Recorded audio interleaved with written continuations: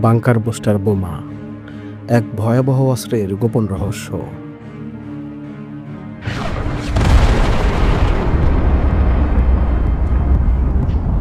এবং ইরানের পারমাণবিক বাংকারে আঘাত, যা এতটাই শক্তিশালী যে এটা কংক্রিট, মাটি, স্টিল, পাথর, এমনকি পৃথিবীর যে কোনো পদার্থকে অনায়াসে ভেদ করে ফেলতে পারে।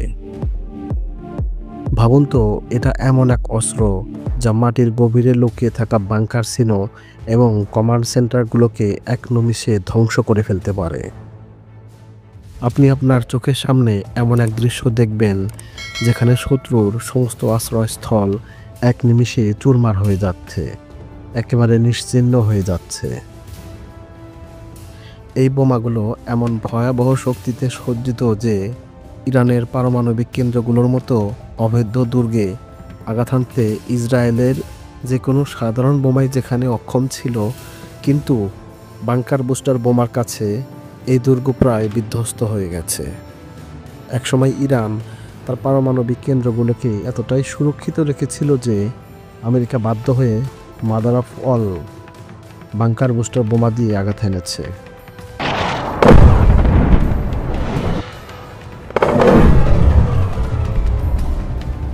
যদিও ইরান আগে থেকেই ইউরেনিয়ামগুলো অন্য নিরাপদ স্থানে সরিয়ে ফেলেছিল, এটা যদি না করতো তবে হয়তো এতক্ষণে ইরান জুড়ে এই বোমার আঘাতে রেডিয়েশন ছড়িয়ে পড়ত। হ্যাঁ, এই বোমা এতটাই ভয়াবহ, এতটাই শক্তিশালী। আর আজ আমরা জানব এই অস্ত্রগুলোর রহস্য, যেগুলো আমেরিকান সেনাবাহিনীকে ইরানের অভেদ্য দুর্গে আক্রমণ করার সাহস জুগিয়েছে।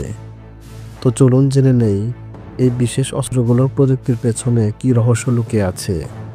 কেন এ বোমা বাংকারের মাটি বা কংক্রিটের সংস্পর্শে আসা মাত্রই বিধ্বস্ত হয়ে যায় না, এবং কিভাবে এটা শত্রুর বাংকার ছিল এবং কমান্ড সেন্টারগুলোকে একেবারে নিশ্চিহ্ন করে দিতে পারে।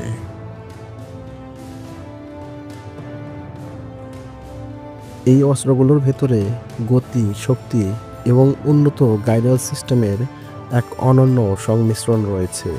যখন বোমাগুলো মাটির দিকে নেমে আসে, তখন এদের গতি এতটাই দ্রুত এবং শক্তিশালী হয়ে ওঠে যে তা মাটির গভীরে প্রবেশ করে এবং একেবারে ভিতরে গিয়ে আঘাত হানে।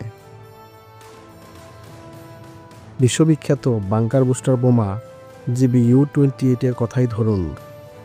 যখন এটি আকাশ থেকে নিচে নেমে আসে, তখন এর ভেদ করার শক্তি এতটাই প্রবল হয় যে মাটি এবং কংক্রিট খুব অনায়াসে ভেদ করতে পারে এমন শক্তি অর্জন করে।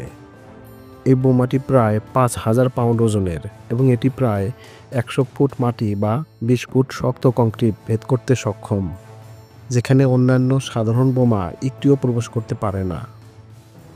এছাড়াও AGM-158 JASSM মিসাইলের গতি এতটাই প্রবল যে এটি 230 মাইল দূর থেকে সঠিক লক্ষ্যবস্তুতে পৌঁছাতে এবং আঘাত করতে সক্ষম। এখন ভাবুন, এই মিসাইল বা বোমাগুলো শত্রুর দুর্গের গভীরে প্রবেশ করে তাদের গোপন আস্তানাগুলোকে মুহূর্তের মধ্যে ধ্বংস করে দেয়। আর এই কারণেই এই অস্ত্রগুলোকে বাংকার বুস্টার বলা হয়, কারণ তারা শক্ত বাংকারগুলো সহজে ভেদ করতে পারে। ইরানের পারমাণবিক স্থাপনাগুলো সাধারণত অত্যন্ত গভীর এবং সুরক্ষিত। নাতানজ, কোম এবং ফোর্ডের মতো স্থাপনাগুলো এমনভাবে নির্মাণ করা হয়েছে যাতে শত্রুর যে কোনো আকাশ আক্রমণ প্রতিরোধ করা যায়। এই বাংকারগুলো প্রায় 75 থেকে 90 মিটার গভীরে, কংক্রিট এবং ইস্পাতের বেষ্টনী দিয়ে গঠিত। সাধারণ বোমার পক্ষে এই কেন্দ্রগুলিতে ক্ষতি সাধন করা প্রায় অসম্ভব, কারণ এই স্থাপনাগুলোতে আঘাত করার জন্য শক্তিশালী অস্ত্রের প্রয়োজন। আর বাংকার বুস্টার বোমাই ছিল একমাত্র অস্ত্র যা এই অভেদ্য দুর্গগুলোকে ভেদ করতে সক্ষম।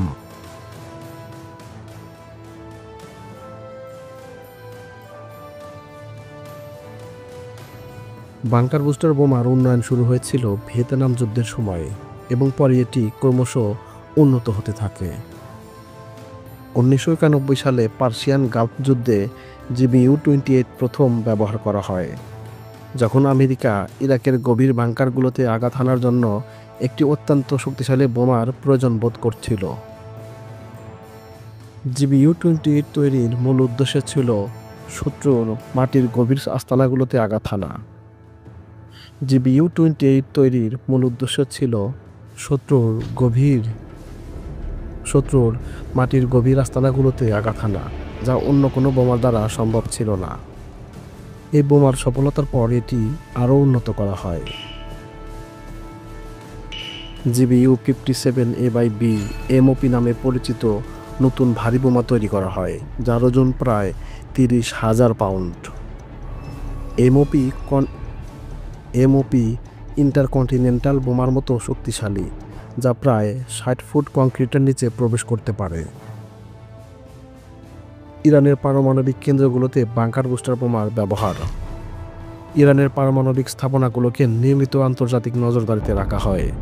বিশেষত নাতানজ, কোম ও ফোর্ডের কেন্দ্রগুলো ছিল এমন গভীর ও কঠিন নিরাপত্তার মধ্যে, যেখানে আঘাত করা ছিল অনেক কঠিন।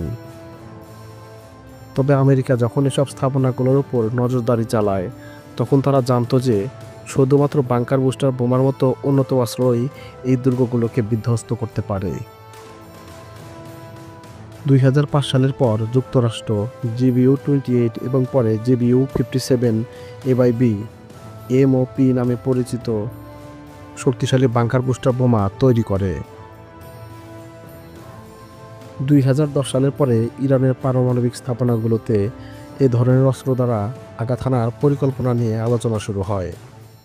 যদিও ইরান অনেক সময় ইউরেনিয়াম এবং অন্যান্য গুরুত্বপূর্ণ পারমাণবিক উপাদানগুলো নিরাপদ স্থানে সরিয়ে ফেলে, তবুও এই অস্ত্রগুলোর ভয়াবহ ক্ষমতা ও সম্ভাব্য ধ্বংসযজ্ঞের বিষয়ে আন্তর্জাতিক মহলে একটি আতঙ্ক বিরাজ করে।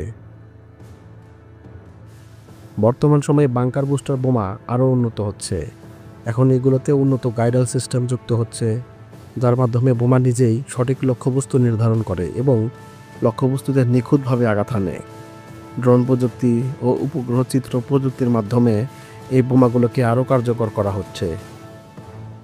দূর থেকে লক্ষ্যবস্তু শনাক্ত করে স্বয়ংক্রিয়ভাবে আঘাত হানার সক্ষমতা থাকায় বাংকার বুস্টার বোমাগুলো যুদ্ধক্ষেত্রে অপরিহার্য অস্ত্র হিসাবে বিবেচিত হচ্ছে।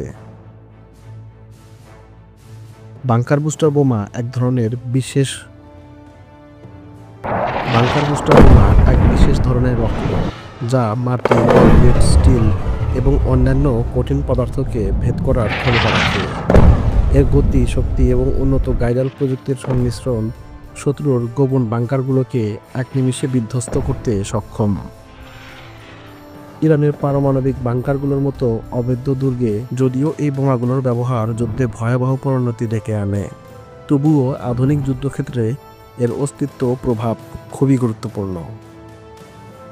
এই অস্ত্রগুলোর পেছনের প্রযুক্তি, পরিকল্পনা ও সাহসের কারণে আমেরিকান সেনাবাহিনী ইরানের অভেদ্য দুর্গগুলোতে আক্রমণ করার সাহস পেয়েছে। তবে বিশ্ব দরবারে এর ব্যবহার ও প্রভাব নিয়ে নৈতিক ও কূটনৈতিক আলোচনা ও বিতর্ক এখনও চলমান রয়েছে।